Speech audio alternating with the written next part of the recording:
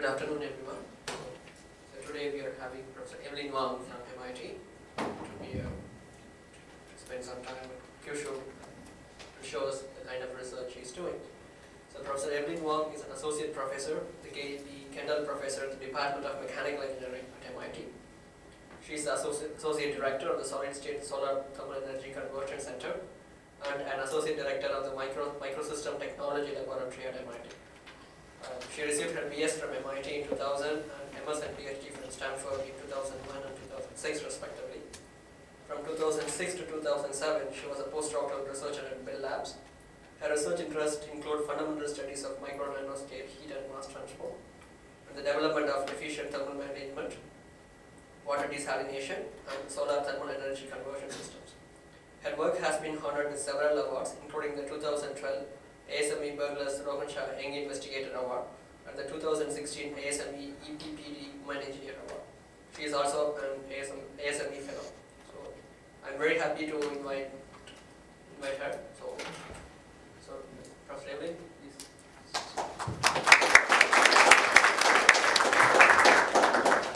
Thank you very much for the introduction, Dr. Harish, and I really appreciate the invitation to be here and share our work, in particular thinking about how we can take advantage of engineered surfaces in a way to create new functionalities such that we can start to realize more efficient macroscale thermal energy systems.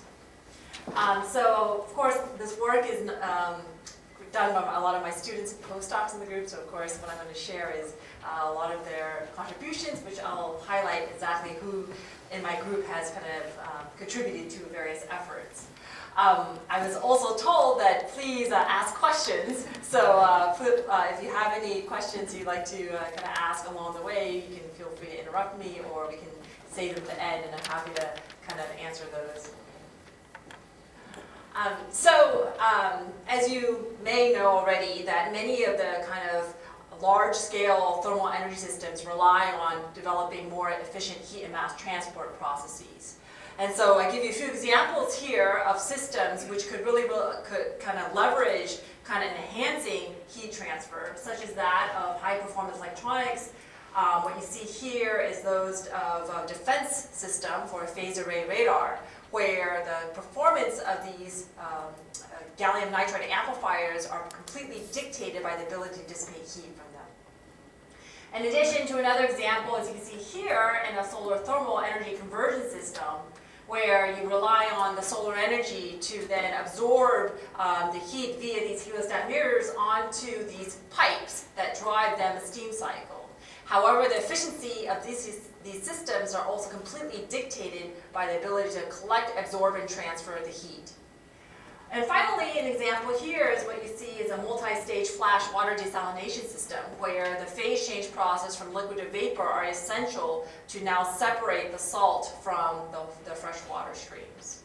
And so certainly in these kind of large-scale systems, they're all dictated, again, by these heat and mass transport processes. But I think there are a lot of opportunities in thinking about how you manipulate, actually fundamentally, these processes at the micro nanoscale. And the way we like to do that is via surface engineering. This field of surface engineering has evolved for the past decade or so in multiple areas. To give you a few examples of what kind of has come out of this field, where there are examples where you can kind of engineer these very intricate kind of double reentrant cavity structures now. And the idea here is to create these kind of reentrant cavities that you can in fact create these omniphobic surfaces that repel not just water, where the contact angles are over 160 or 170 degrees or so, but in fact can also repel low surface tension liquids such as that of methanol. And that's what you see here on these images. Also, another example is that of these photonic crystal designs, where the typical characteristic dimension of these two-dimensional photonic crystals in the order of about a micron or so. And it's just, depending on how you design the pitch and the size of these kind of cavities, in fact, you can create an extremely good spectral control of these systems to create kind of selective emitters and absorbers for, say, solar thermophotovoltaics, which I'll talk a little bit about at the second part of my talk. And another example where nanostructured engineering or surface engineering has evolved is that of creating these kind of vertically aligned nanofilms. And with these nanofilms, they've been used to, in fact, lead to disinfection of bacteria in these applications.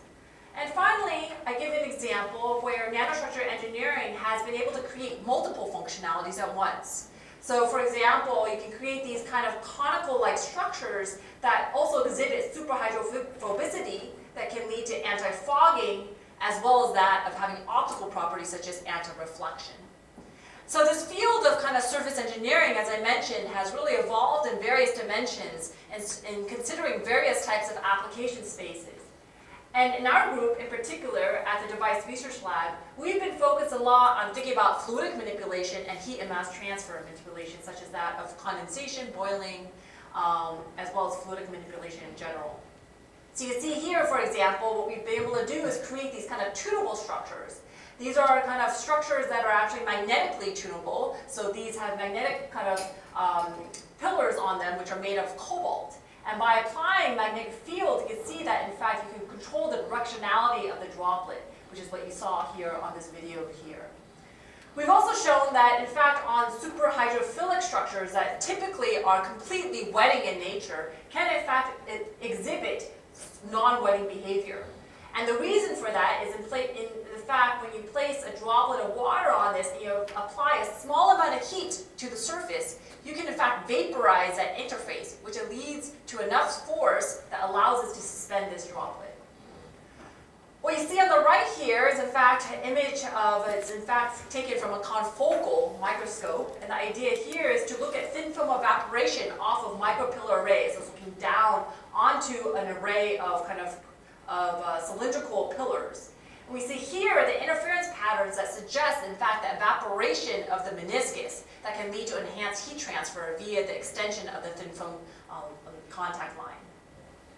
And what I show you on the bottom now is examples of condensation behavior, one of which is taken by using an environmental scanning electron microscope, where you look at droplet morphologies as they grow as vapor condenses onto this nanostructured surface.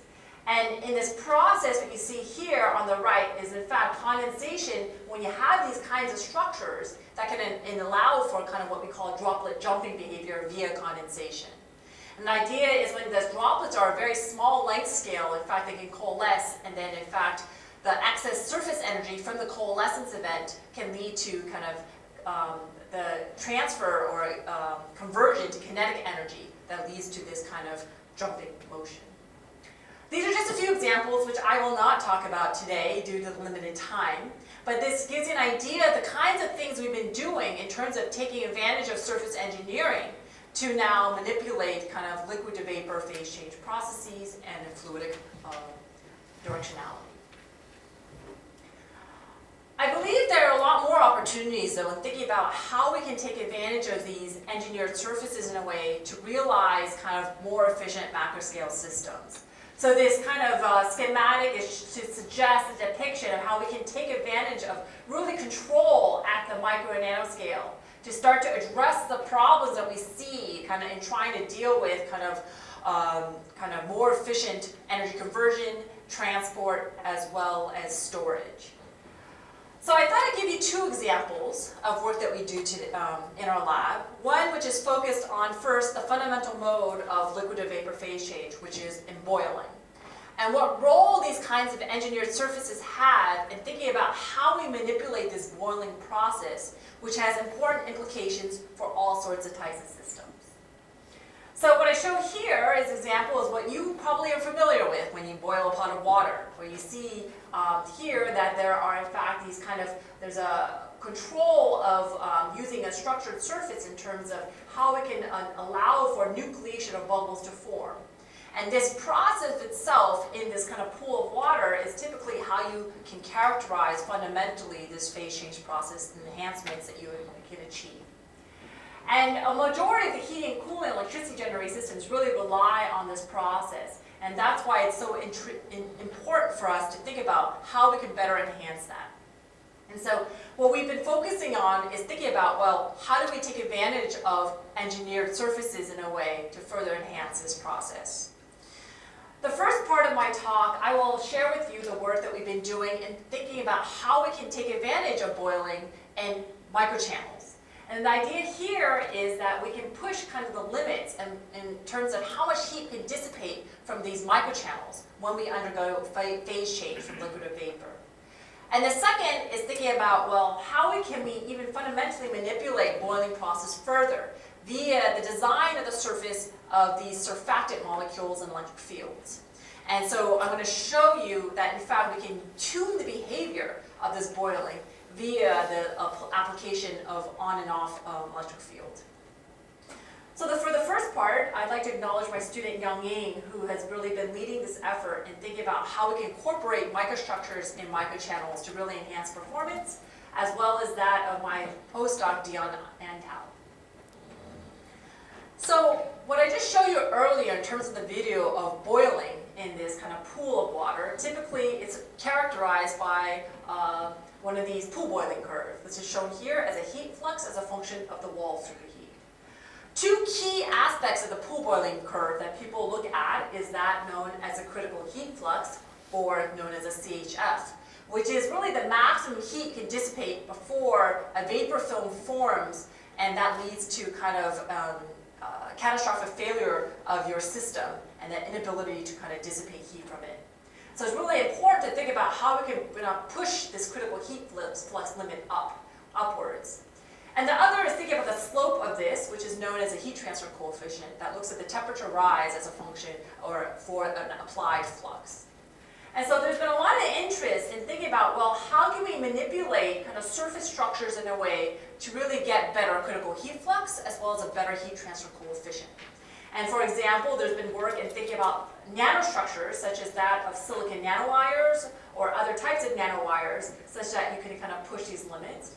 There's also been work in thinking about kind of wettability functionality, such as that of creating local hydrophobic and hydrophilic regions, such that you can promote further the heat transfer coefficient as well as a critical heat flux.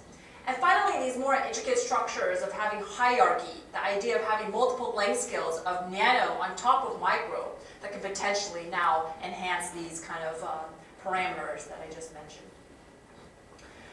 When we think about, though, heat fluxes and how much we really want to dissipate in a system, we can look at some comparisons. For example, with what you can dissipate from a stovetop on high, is a typical heat flux about 1 to 10 about. And the critical heat flux for water is on the order of about 100 watts per centimeter squared or so. When we're dealing with these kind of high-performance electronic devices, such as when thinking about kind of gallium nitride amplifiers, we can think about typically then, when we're looking at kind of the backside of these devices, we're interested in dissipating about an order of magnitude higher than that of a typical pool boiling system. It's about 1,000 watts per centimeter squared.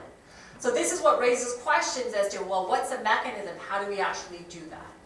And this is where we've been focused a lot on using two-phase microchannels. As I mentioned, so the idea of two-phase microchannels to actually introduce flow. So you're actually pumping fluid through this microchannel. And the idea is undergoing phase change by leveraging latent heat of vaporization.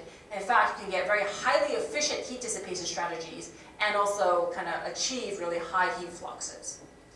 However, it's been really well known for at least a decade or two now that one of the biggest bottlenecks in being able to realize this system is in fact due to flow instabilities, because the insufficient vapor kind of inertia and from the flow as compared to the surface tensions via the expansion of the vapor bubble in the channel. As you can see here in a typical macroscale channel, there are very distinct regimes that you see as it's undergoing phase change. However, in a microchannel, what happens is typically you have a bubble that nucleates and grows and fills almost the entire kind of channel size. And it immediately becomes an annular slug-like flow that can lead to dry out very quickly. And this can lead to, in fact, a lot of oscillations in the channel, which is what's kind of highlighted by these signatures at the pressure drop here, as well as the temperature.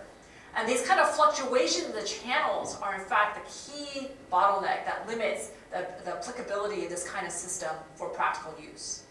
And this problem has been well known for, like I said, a decade or two. And so the key is, well, if we want to take advantage of the latent heat associated with the phase change process, how do we do that? But we have to mitigate these instabilities. And so in the past, in fact, in the last few years, there's been a lot of interest in thinking about, well, how might we incorporate these kinds of micro and nanostructures into channels, such that potentially it could mitigate this kind of flow and stability problem. To give an example, silicon nanowires have been of interest for some time in thinking about, well, if you incorporate these kind of silicon nanowires in the channel, it's been in fact shown that you can reduce the temperature and the pressure drop fluctuations with water. And in fact, also, it's been shown that you can increase the heat transfer coefficient as well as enhance critical heat flux. And it's been attributed in particular to the fact that when the bubbles first start to nucleate from these kind of silicon nanowires, that in fact that promotes enhanced kind of nucleation behavior. However, we were interested in thinking about trying to understand better, further, the mechanism, in particular at very high heat fluxes. What's been demonstrated in the past is thinking about, well, how do you do that at lower heat fluxes, in particular when we're interested in these really ultra-high flux applications. So we've been thinking about, well, can we take advantage of kind of microscale structures and we incorporate them into the microchannel, but rely on a capillary-driven flow?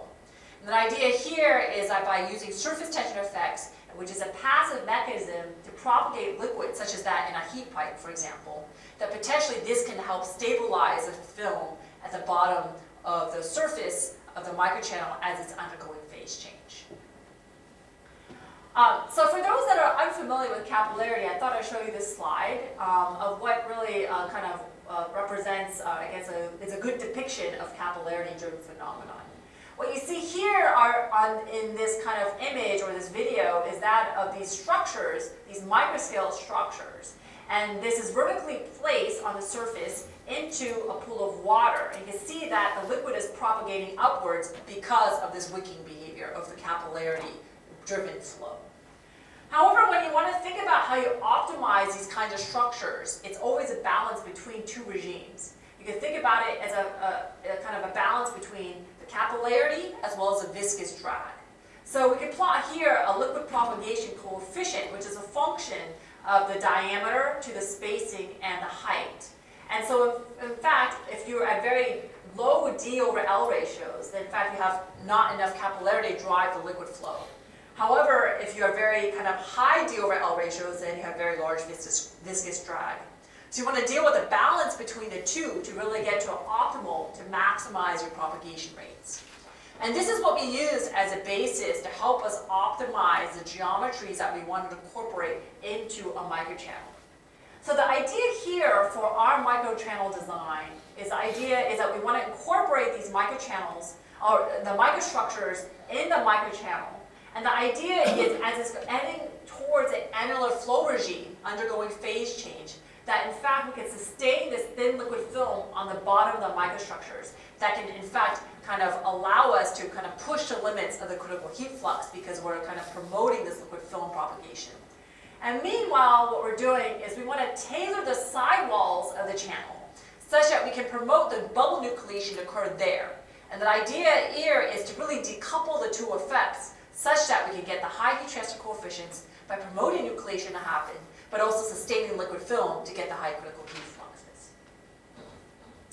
And so in fact, because we've been kind of working with capillarity for some time, in fact, we've been designing these kind of microstructures that we've incorporated into the microchannels based on this regime map that I showed you earlier. The idea is that we want to balance between the capillarity and the viscous drag. You can notice here the microstructures that we created in the microchannels have typical dimensions on the order of microns, so about 5 to 10 microns in diameter and spacings, and heights about 20 microns, which is distinctly different than what's been demonstrated in the past, where there's been a focus on using nanostructures. Okay. So we fabricated these microchannels. What you see here is a top-down view of a silicon-based microchannel device. This is a single microchannel with a length about 10 millimeters of a single channel, where there's an inlet and an outlet, and we have these reservoirs here to isolate the conduction losses laterally outwards. On the, you can see here on the inside, the cross section of this piece is that of, in fact, our pillars at the bottom that we created using a deep reactive ion etching process. And you can see on the side walls, because we're also using deep reactive ion etching, we can tailor the roughness such that that can help promote the nucleation of these bubbles. And finally, on the back side, because we want to monitor the temperature when we're applying flux to emulate, say, a high-performance electronics, we have a serpentine heater, which is made of a metal, as well as RTDs along the center line of this channel. And that allows us to measure the temperature. So we perform experiments using a very standard closed-loop system, where we have degassed water in a reservoir at 100 degrees at 1 atmosphere that's driven via a peristaltic pump. You can measure the flow, and we have a kind of a preheater that allows us then to kind of heat it up to close to saturation temperatures of the fluid, in this case water, as I mentioned, into the test device, which is placed in a fixture interface with an inverted scope and a high-speed camera to allow us to do high-speed imaging.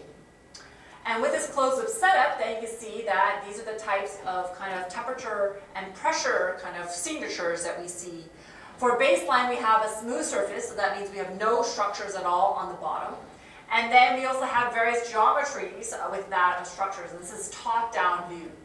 And you can see from the videos themselves that there are distinctly different behaviors of the kind of smooth surface when you see these periodic kind of times of dry out, whereas with a structured surface, you can see less frequent times of dry out.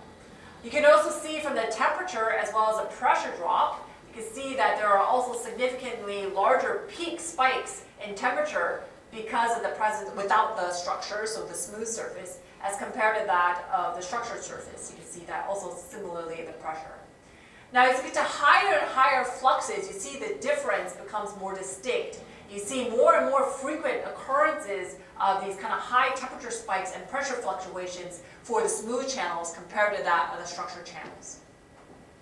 And this seems to highlight, in fact, clearly there is a role of the structures, and that we believe, based on this, that there is attributed to the fact that the role of the structures is that they're promoting a thin film. As I'll continue to support this hypothesis with kind of in the next few slides. So also we can look at the time average heat transfer characteristics. You can see here the heat flux as a function of the wall superheat. This is very similar to the pool boiling curve as I showed you earlier. Again, this is for reference of the smooth surface, where you can see here first a distinct trend of first this kickback, which is associated with the fact that you start to see nucleation of the bubbles, and that's why you always see this kind of kickback behavior. And because there's so much fluctuations in terms of what we see at closer to the critical heat flux, in fact, it's very hard to define, like in a pool boiling scenario, what exactly is a critical heat flux. So you define based on particular criteria, such as how much temperature fluctuations we see on the order of about 20 degrees or so, as well as the pressure fluctuations, where we define the critical heat flux.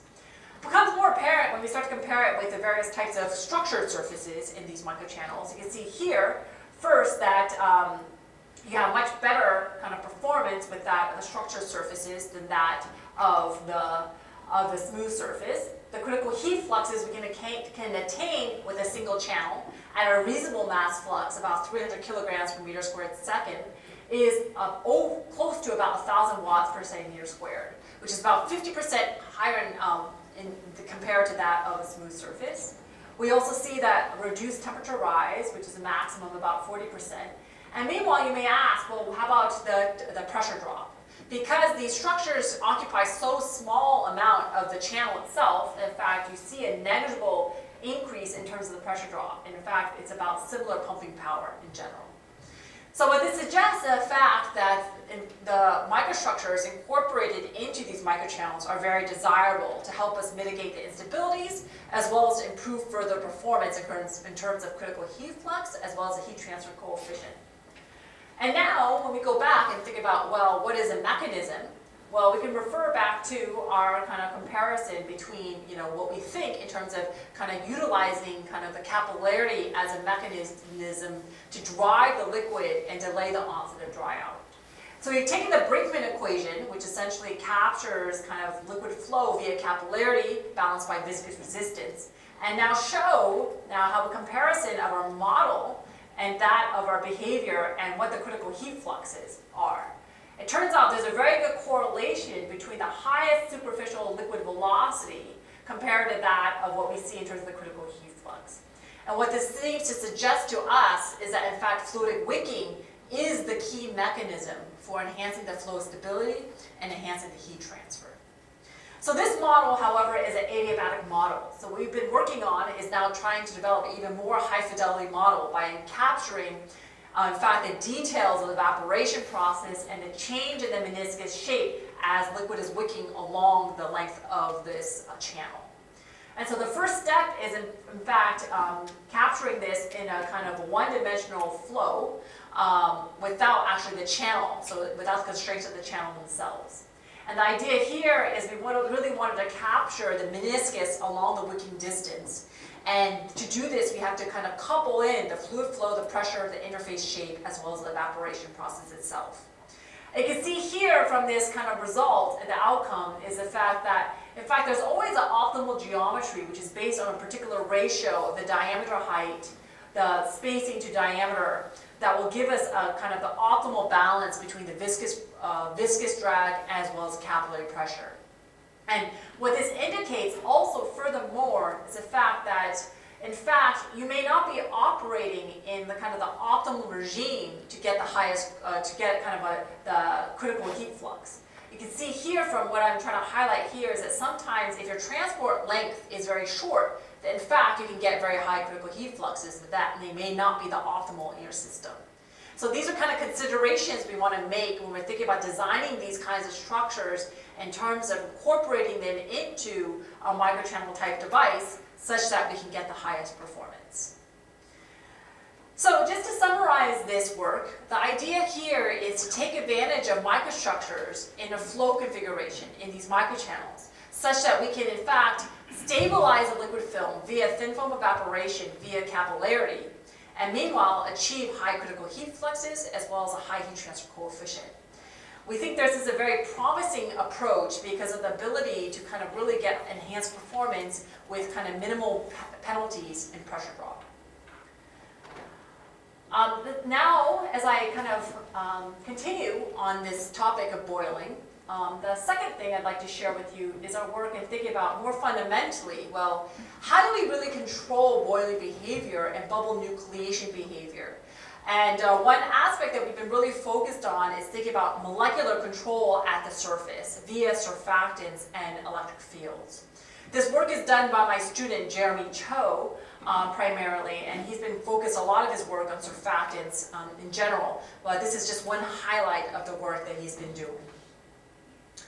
I come back to this slide that I showed you earlier and thinking about all the various types of structures that have been used in terms of trying to enhance critical heat flux and heat transfer coefficients. And many of these cases, these are static structures because you have to design the surface based on the criteria that are dictated by the application. When we think fundamentally about kind of how you control boiling process and in terms of nucleation, it's really dictated by wettability. So when you have a kind of a typically larger cavity size, because of this larger cavity size, as heat is applied to the surface, you start to have kind of a bubble that forms that has a low curvature and a low pressure. And that's why you have these active type nucleation sites and bubbles that form. If you have a smaller type cavity, however, in the same kind of scenario, however, you can have a high curvature and a high pressure. And that can lead to inactive type behavior. So basically you don't have this kind of constant nucleation that occurs. But if you have a small cavity and you introduce now a hydrophobic coating to it, that can in fact allow for a low curvature, a low pressure, and lead to an active nucleation site. And really this is kind of the key aspect of the work that we've been focused on, is really being able to tailor this interface and essentially create and modify it into a hydrophobic coating such that we can promote nucleation. Okay?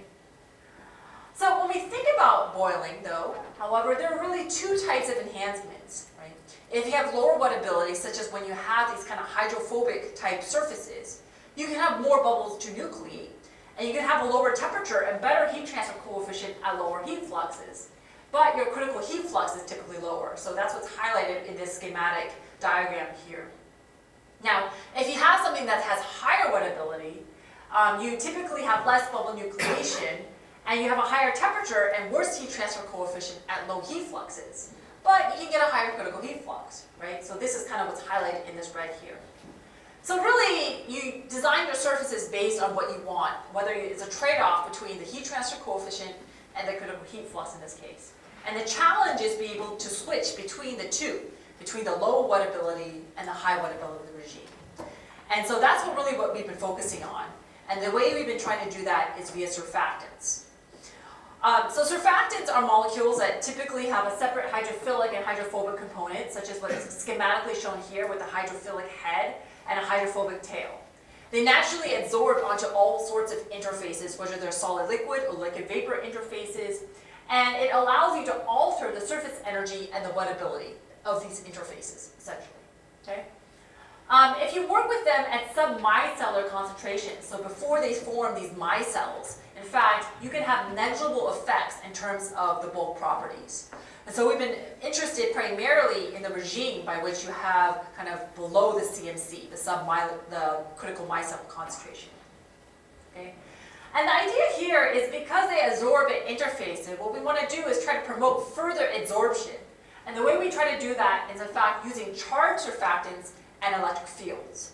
And the idea is you can apply electric field and electrostatically absorb these kind of surfactant molecules that are charged onto the solid-liquid interface.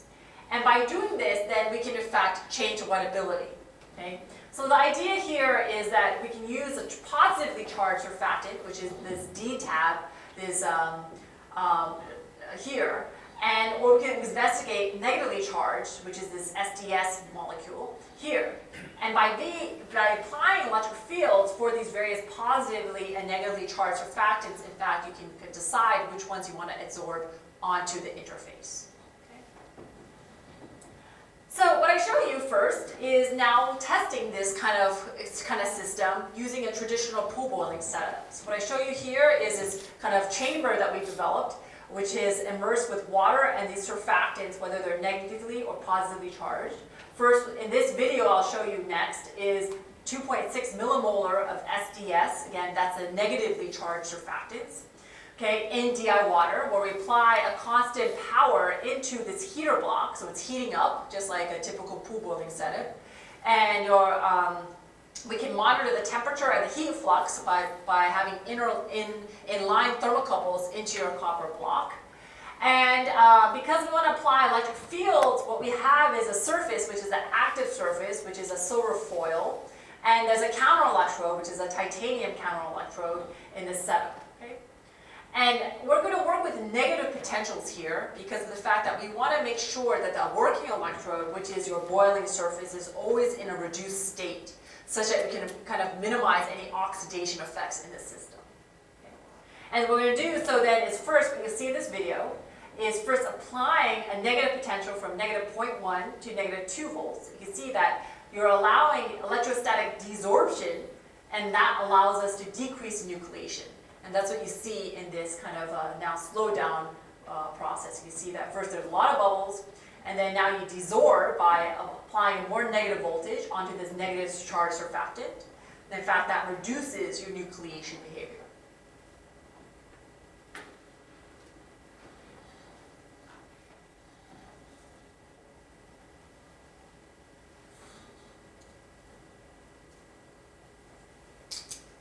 And now the opposite. So when you take it from negative 2 volts to negative 0.1 volts, you can see now a drastic increase in nucleation due to the adsorption of this SDS surfactant.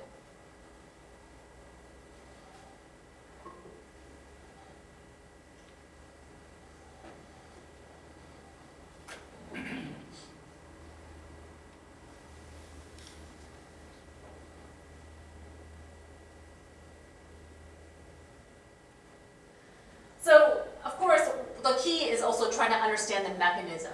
So what we spend a lot of time is trying to look at the kind of the response of this system when we apply a step voltage, okay, here. And so this is again is for the negative SDS charged surfactant and the positive D-tab kind of surfactants. You can see first that here's a current response, the temperature, and the heat transfer coefficients. You can see that first that the capacitive currents that kind of you see here indicate that in fact it's adsorption and desorption effect of the surfactants. And the positively and the negative charged surfactants kind of respond oppositely in terms of temperature and heat transfer coefficient, as we expect if it's an effect of the adsorption, desorption of the surfactants.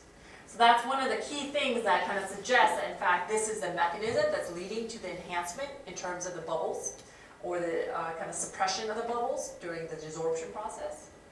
But ultimately, of course, we're also not just interested in the videos, but also characterizing the heat transfer behavior. So you can see here for the SDS, this again is like your pool boiling curve, flux as a function of the wall superheat. You can see here that if you apply a less negative voltage now, from negative,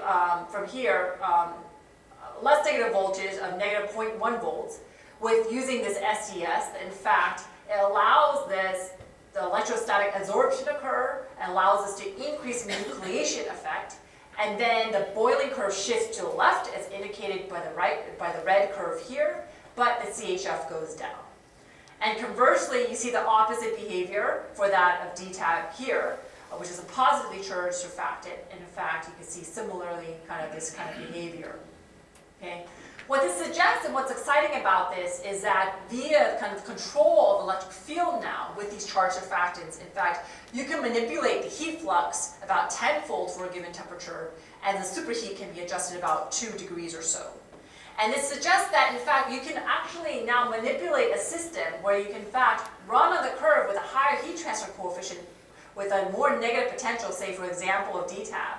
And then you can now shift the other potential, so say a negative 0.1 volts, such that you can now get to higher critical heat fluxes. And so this allows the tunability in the manipulation of the surface via the charged surfactants that gives us kind of this unprecedented control that we were unable to do with a static surface. And in addition to kind of temporal control, we've also demonstrated kind of spatial control. So for example, now if you have kind of defined electrodes, in fact you can turn on the electrodes kind of one at a time, control boiling now only on that electrode as it's turned on. And that's what you see here.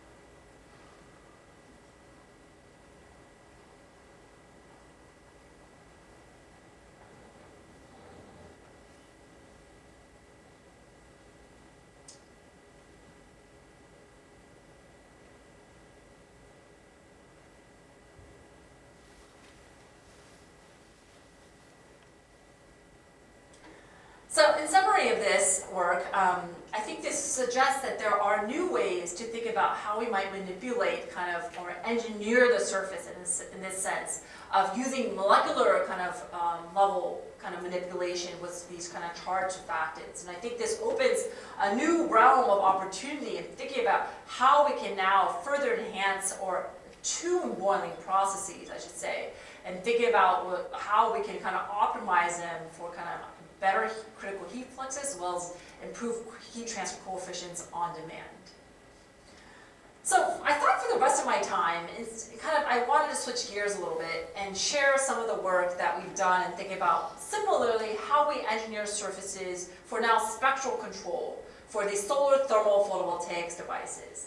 This was led by my student, Andre Leonard, who is now a professor at University of Michigan, as well as my current grad student, David Bierman, who's now about a 5th-year grad student now, and also in collaboration with Baran Solacek and Ivan Simlanovich, who've really helped us design a lot of photonic kind of crystals for this effort.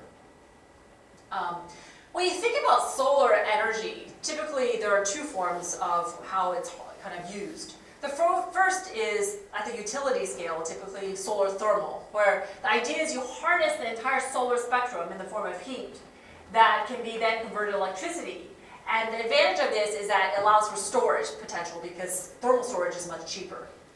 Meanwhile, there are solar photovoltaics, which have been used and kind of talked about a lot. However, the challenge here is that it's a photoelectric conversion process that only can convert the photons that are above the band gap of the PV cell. In this case, then it's only a partial kind of use of the solar spectrum, even though it's solid state and can be scalable. The idea of solar thermophotovoltaics, the idea of STPVs, is that you can take advantage of both approaches.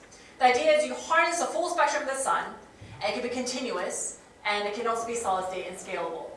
And the idea here is that with STPVs, you really take advantage of the whole broadband spectrum of the sun, and you tune it with a kind of selective absorber emitter that's an intermediate kind of component that then allows us to tune the band of the emission such that it targets specifically that of PV cell, the band gap of the PV. And in this case, theoretically, you can get about 80% kind of efficiencies in terms of this STPV conversion process. And while this idea has been known for decades, the challenge has been, as you can imagine, well, you're trying to tune the thermal emission. And so this leads to kind of very high temperature operation on the order of about 1,000 degrees Celsius.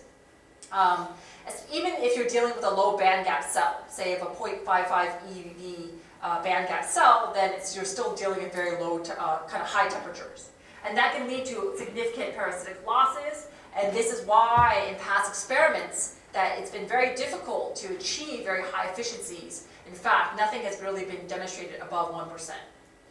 And even then, it's at very high optical concentrations. So we spent about kind of a 5-year effort now thinking about, well, how do we deal with understand the role of spectral non-idealities in the systems, in the absorber emitter, which is really the key component in this system. And we've worked on developing a platform to help us quantify the energy flows in the various kind of components such that we can really mitigate parasitic losses and try to get towards kind of closer to the theoretical efficiency of these systems. While we're still not quite there, I'd like to show you the progress that we've made in the past 5 years or so. And the key is, like I said, is tailoring the spectral characteristics of the absorber emitter. And so what we've started with is a platform, as I show here. It's a planar, a kind of solar thermal photovoltaic device, whereas a selective absorber emitter, and then the PV cell, which is separated on the order of about 100 microns from each other. Okay? The absorber that we're using, in fact, is a forest of carbon nanotubes that's well known to have very high emissivity, which means very high absorptivity, close to about 1. And because of this very high emissivity, however, that we've been working with tailoring the area ratio between the absorber and the emitter. So the area ratio that we've defined here is the area of the emitter compared to the area absorber, where we've defined the area of the carbon nanotubes with respect to kind of the rest of the emitter area. Okay? And the back of this now is coated with a tungsten material because it's a low emissivity. So essentially, we're playing with the area ratio, which we range from about 1 to about 13, such that we can get to a regime by which we're getting to high absorptance of the nanotubes by getting to higher, and we are working with higher concentrations to get to the operational temperatures that we need for the emission process. Okay? So on the back side is a one-dimensional photonic crystal, which was developed by my colleagues, Marin Solacek and Ivan Selenovich. The idea is a kind of a stack of silicon dioxide layers that allows us to work with the constructive and destructive interference of the light, such that we can tailor the band gap of the emission to the band gap of the PV cell, which is what you see here. The PV cell that we're working with, like I said, is a low band gap cell. It's 0.55 EV, indium, gallium, arsenide, antimonide. Okay? So this has really been the system that we've been working with. And the idea is to try to get to higher efficiencies than what's been demonstrated previously. This is a setup we've used. This is a controlled environmental chamber where we can interface a solar simulator that can get up to about 1,000 suns, which is about 1,000x concentration. And we can now monitor the thermal characteristics as well as electrical characteristics of the PV cell in the system. And we really carefully try to kind of suppress a lot of the losses, such as that conduction convection losses via the environmental chamber, as well as oxidation effects, because we're dealing with such high temperature operation. We've done a lot of calibrations before we started working with our STPV device. So this is just looking at the thermal PV side. And the idea here is that we can now look at characteristics of the emitter temperature with the power output of the PV cell. And what this allows us to do is that when we start to run the STPV devices and to actually characterize efficiency, we don't want to add thermocouples because that can lead to more losses. And so this allows us to correlate the power output with the temperature of the emitter to get to kind of the optimal regime that we want to operate in for kind of maximum kind of efficiency. And so these are our initial results, looking at the power output as a function of the irradiance, as a function also of the area ratio that I was showing you earlier. You can see here for a fixed temperature, you start to operate in a regime by which now you're you have to increase kind of your level of radiance to get to kind of levels such that you can kind of minimize your emissive losses. In that case, this is why you see this kind of increase in kind of thermal efficiency of the system, because you're getting the kind of higher and higher levels of irradiance as you increase the emitter to absorber ratio. Okay? So now if you looked at a fixed concentration now, you can see that the amount of as you increase your area ratio, the amount of absorbed power, though, relative to your thermal emission now decreases. And that can lead to now getting to a regime by which your temperature is not as optimal in terms of emission, right, to the PV cell. So you have more emission below the band gap of the PV cell. And so you see here that while there's an increase in thermal efficiency, there's also a trade-off and a decrease in the TPV efficiency, and that's why you see this kind of optimal for fixed concentration.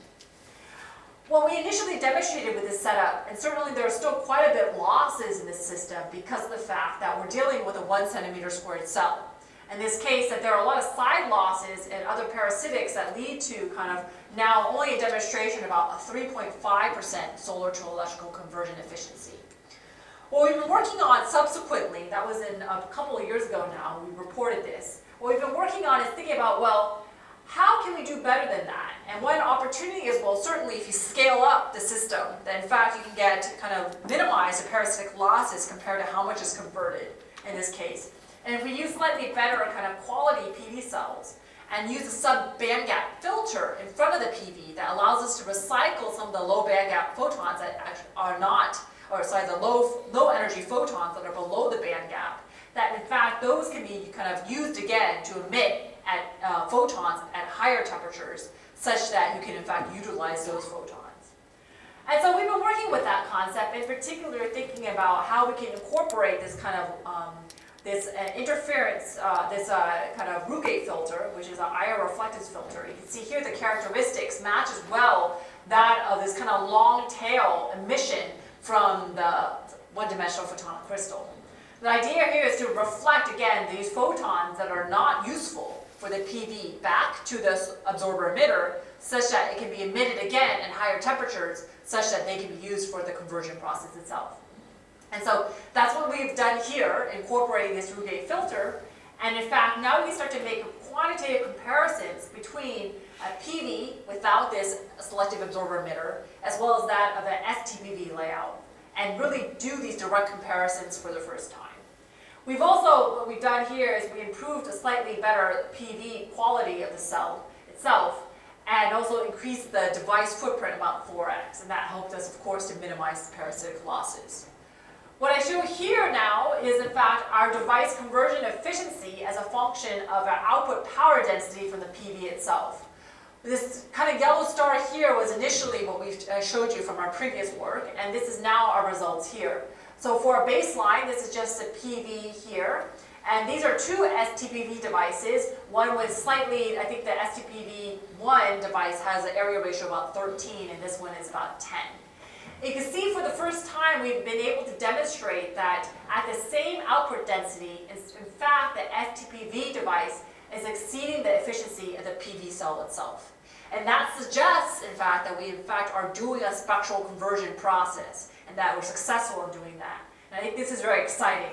And as you also see that, it implies that because now we're making use of more of the photons are getting now directed to the PV cell, you can reduce the waste heat for the backside of the PV cell. And that's what you see here with the heat generated as a function of the output power. You can see that the PV has about 2x that of the heat generated compared to the STPV. So we've been really excited about this. I know I just walked through it pretty quickly, but this just gives you another idea or another example of how we can take advantage of these kind of nano-engineered materials and surfaces in a way to now get spectral control.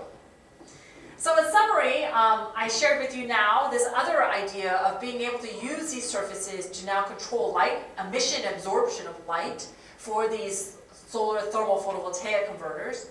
I think there's still a significant opportunity here, in particular for us in thinking about scale-up. So now with the rest of my time, I thought I'd just briefly mention a few other projects that are ongoing. If you're interested, I'm happy to talk about them. One of which is also thinking a little bit in a different kind of way about how we dissipate heat from high-performance electronics. And the idea here, as I mentioned earlier, a lot of the work that we do is thinking about how we can manipulate capillary. And the way we're doing it here is creating this kind of nanoporous membrane device. You can see here from this scanning electron microscope image, these nanopores are in the order of about 100 nanometers, and the thickness of this membrane is in the order of about a micron. And the idea is that what we have here is this kind of nanoscale pores allows us to evaporate off of that interface while driving the liquid to that interface via capillarity and having kind of subsequent manifolding of the fluidic network such that we can have a hierarchy of scales to promote the highest critical heat fluxes possible.